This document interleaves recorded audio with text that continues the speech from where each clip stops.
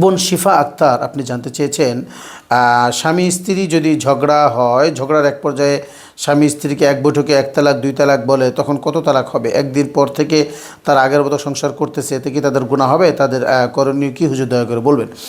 আমি শেষের দিক থেকে উত্তর দিচ্ছি। 1 নম্বর হলো, হ্যাঁ অবশ্যই অনেক বড় গুনাহ হচ্ছে। তালাক শব্দটা ব্যবহার করার পরে কোনো সিদ্ধান্ত না নিয়ে, ওলামায়ে কেরামের কাছ থেকে ফয়সালা না নিয়ে নিজের আবার সংসার করতে থাকা, এটা জেনাহের পর্যায়ের গুনাহ, অনেক বড় গুনাহ, অনেক বড় অন্যায়। সুতরাং আপনারা এমন একটা অপরাধ করার পরে সরাসরি সংসার করছেন, এটা অনেক বড় অপরাধ করছেন। খুব দ্রুত আপনাদেরকে ইসলামের সঠিক সমাধানের পথে আসতে হবে, হ্যাঁ অন্যথায় অনেক বড় গুনার মধ্যে আপনারা জড়িয়ে আছেন।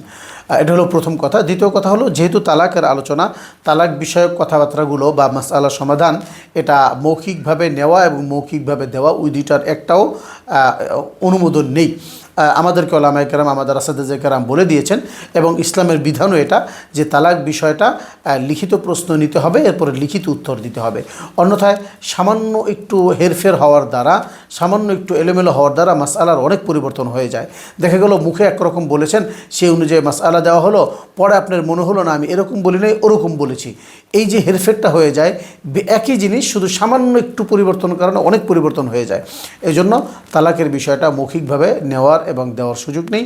আশেপাশের কোনো দারুল ইফতা ফতুয়া বিভাগ থেকে আপনি লিখিতভাবে আপনার তালাকের বিষয়টাকে প্রশ্ন করবেন, এবং তারা লিখিতভাবে আপনার কাছে উত্তর দিবেন।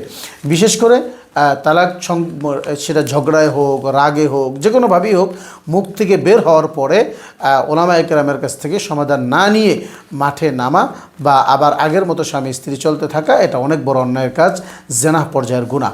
আল্লাহ রাব্বুল আলামিন আমাদেরকে সকল বড় বড় অপরাধ থেকে হেফাজত করে।